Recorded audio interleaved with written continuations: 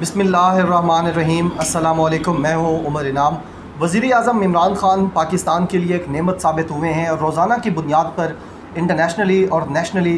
Regionally بھی بہت اچھی خبریں عمران خان سے متعلق، پاکستان سے متعلق سامنے آ رہی ہیں۔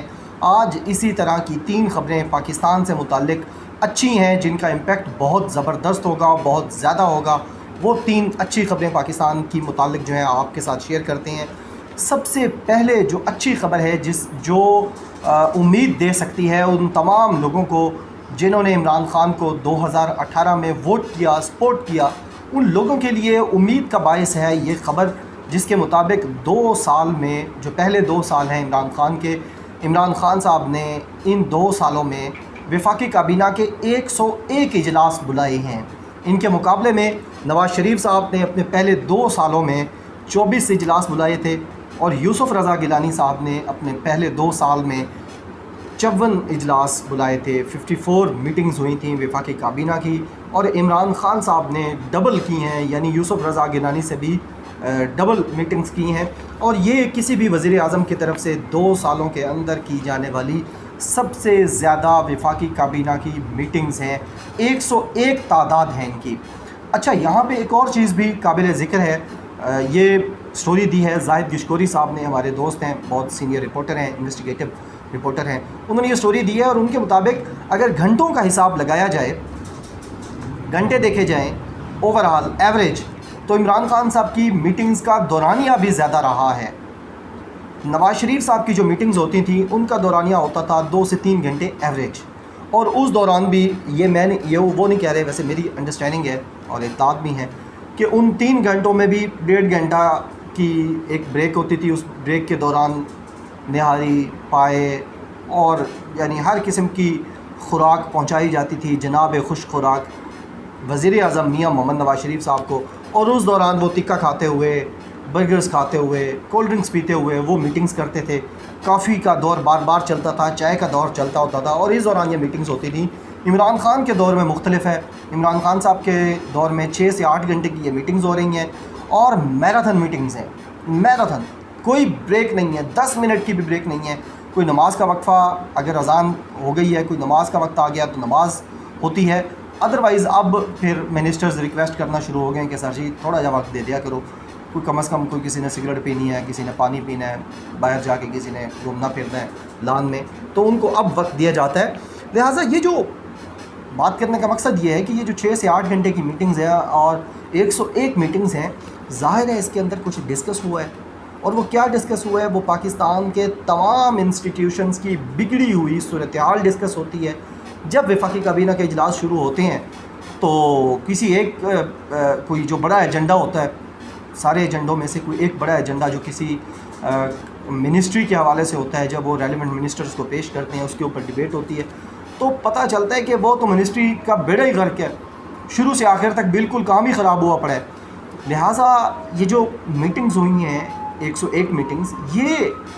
ایک امید کا چراغ ہیں ان لوگوں کے لیے جنہوں نے اس بات پر عمران خان کو ووٹ دیا تھا کہ عمران خان صاحب کی جب حکومت آئے گی تو وہ کام کریں گے، وہ نعرے نہیں لگائیں گے۔ لہٰذا یہ جو 101 میٹنگز ہے اس کے اندر کام ہوا ہے، اور وہ کام اگر آپ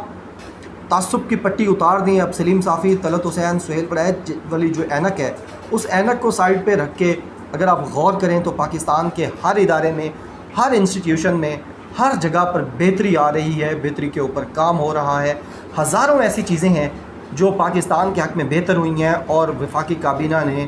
ان کی منظوری دی ہے، ورنہ پہلے 2 مہینے تک انتظار کیا جاتا تھا کہ کب وفاقی کابینہ کا اجلاس ہوگا اور کب یہ چیزیں منظور ہوں گی، لیکن اب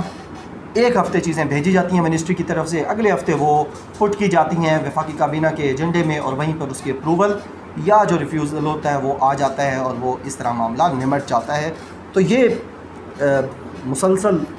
بہتری کی جانب بڑھتے ہوئے پاکستان کی ایک روشن مثال ہے کہ وفاقی کابینہ 101 بار ملی ہے 2 سال کے اندر، اور کہنے والے یہ بھی کہتے ہیں کہ اب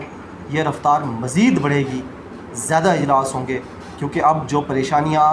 بیرونی محاذ پر تھیں، معاشی محاذ پر تھیں، وہ اب معیشت کے حوالے سے جو پریشانیاں تھیں وہ ختم ہو گئی ہیں، معیشت اب درست سمت میں گامزن ہو چکی ہے، वज़ीर आज़म इमरान खान साहब की मुसलसल काविशों से, उनकी टीम की मुसलसल काविशों से 2 साल के बाद अब पाकिस्तानी मईशत में मुसलसल बेहतरी देखने को मिल रही है। और इसी तरह वज़ीर आज़म ने आज 2 ट्वीट्स किए हैं और उनके मुताबिक पाकिस्तान का जो करंट अकाउंट खसारा मुसलसल बढ़ता चला जा रहा था पहले, फिर जब इमरान खान साहब की हुकूमत आई तो उसको नीचे लाया गया, लेकिन वो ख़त्म होने का नाम नहीं ले रहा था। अब जुलाई 2020 में ये करंट अकाउंट खसारा ना सिर्फ ख़त्म हुआ है बल्कि सरप्लस हुआ है $424 मिलियन। इसकी मैं शॉर्टली आपको 1 मिनट के अंदर इसके स्टैट्स बता देता हूँ। जुलाई 2019 में $613 मिलियन का खसारा था, करंट अकाउंट खसारा जुलाई 2019 में $613 मिलियन का। जून 2020 में ये खसारा कम होकर $100 मिलियन तक आ गया और जुलाई 2020 में यानी पिछले महीने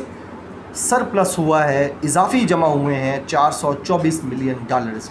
इसकी जो 2 वजूहात खान साहब ने बताई हैं और जो मईशतदान बता रही हैं वो ये हैं कि एक तो पाकिस्तान की जो एक्सपोर्ट्स हैं, जो बरामदात हैं वो बढ़ रही हैं मुसलसल और पिछले 6 महीने में उनमें मुसलसल इजाफ़ा देखने को मिला है। और दूसरा जो तरसीलात ज़र हैं, यानी आपकी जो रेमिटेंसेस हैं, जो ओवरसीज़ पाकिस्तानीज़, आप सब यानी पाकिस्तान से मोहब्बत करने वाले जो हमारे ओवरसीज़ हैं, जो आप पैसे भेज रही हैं, ये वो पैसे पाकिस्तान के करंट अकाउंट खसारे को भी कम कर रहे हैं और पाकिस्तान की मईशत को भी उठा रही हैं। पाकिस्तान का इस वक्त जो सबसे बड़ा मसला था इमरान खान साहब का, वो मईशत का था, जिसमें 2 साल लग गए उसको इस मसले को हल करने में। अब वहाँ से छुटकारा मिल चुका है और अब आप देखेंगे कि 2020 यानी जो 2020 ईयर जो है ये ख़त्म होने से पहले आपको पाकिस्तान में बहुत सारी चीज़ों के हवाले से अच्छी खबरें सुनने को मिलेंगी। तीसरी जो अच्छी खबर है वो बहुत ज़बरदस्त है, वो पाकिस्तान के मुस्तकबिल से जुड़ी है, क़याम अमन से जुड़ी है। और ये ख़बर है अफ़ग़ानिस्तान में जो क़याम अमन के लिए पाकिस्तान की कोशिशें हैं उसको अफ़गान तालिबान भी कदर की निगाह से देखते हैं, उसको वेटेज देते हैं। अफ़ग़ानिस्तान की हुकूमत भी उसको कदर की निगाह से देखती है और जो सबसे बड़ी पार्टी है अफ़ग़ानिस्तान के हवाले से इस वक्त अमेरिका, वो भी उसको कदर की निगाह से देखते हैं।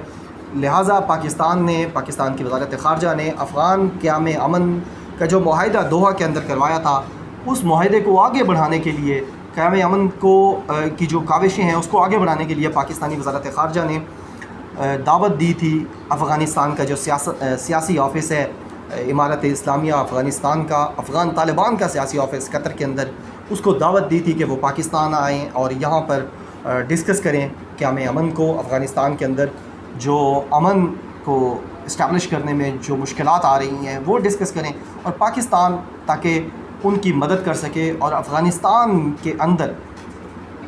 अमन को लाने में पाकिस्तान अपना मज़ीद किरदार अदा कर सके। तो ये अफ़ग़ानिस्तान का हाई लेवल वफ़द इस्लामाबाद पहुँच चुका है। वफ़द की क़यादत जो नायब अमीर हैं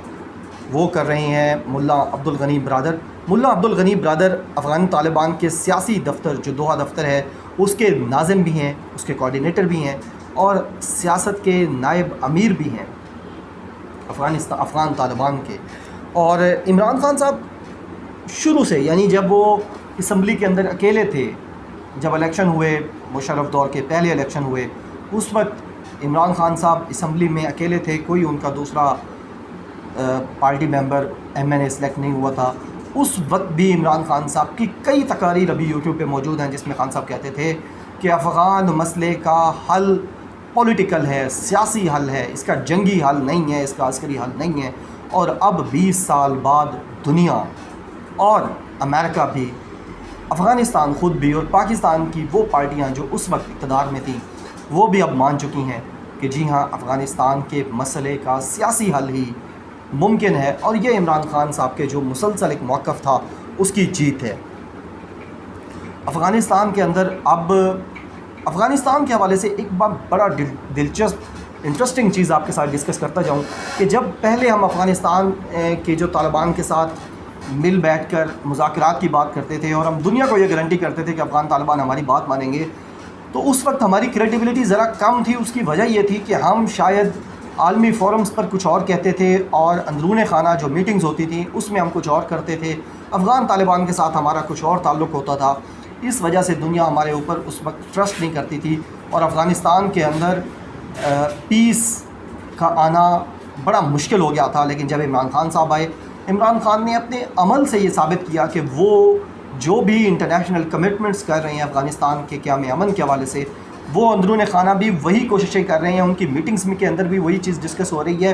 اور وہ افغان طالبان کے ساتھ بھی وہی چیزیں ڈسکس کر رہے ہیں جو وہ ٹرمپ کے ساتھ ڈسکس کر رہے ہیں۔ لہٰذا ان کو دعوت دی گئی ٹرمپ وائٹ ہاؤس کے اندر، ٹرمپ نے ان کو بلایا، وہاں اسٹیٹ وزٹ ایک بہترین قسم کا ہوا، بڑی دیر وہ وہاں رکے رہے اور بڑی اچھی ان کی میٹنگ ہوئی۔ لہٰذا اب پاکستان کے اوپر جو ٹرسٹ کیا جا رہا ہے ٹرمپ کی طرف سے، پوری دنیا کی طرف سے، اس کی وجہ یہ ہے کہ پاکستان کا قول و فعل اس وقت ایک ہے جس کے اندر کوئی تضاد نہیں ہے، اور یہ افغانستان کے طالبان کو بھی یہ بات پسند ہے، افغانستان کی حکومت کو بھی پسند ہے، پوری دنیا کو پسند ہے۔ لہٰذا افغانستان کے قیام امن کے لیے پاکستان سنجیدگی سے اور ایمانداری سے کوشش کر رہا ہے، اور آپ سب کو پتہ ہے کہ افغانستان کا قیام پاکستان کا قیام ہے، افغانستان کی ڈسٹیبلٹی پاکستان کی ڈسٹیبلٹی ہے۔ لہٰذا ہمیں یہ دعا کرنی چاہیے کہ افغانستان کے اندر اسٹیبلٹی آئے، پیس آئے، تاکہ پاکستان کے اندر بھی یہ چیزیں آئیں اور پاکستان ترقی کی راہ پر یوں ہی گامزن رہے۔ تو یہ تھی 3 اچھی خبریں پاکستان سے جڑی ہوئی، امید ہے آپ کو پسند آئیں گی۔ اپنا بہت خیال رکھیے گا، اللہ حافظ۔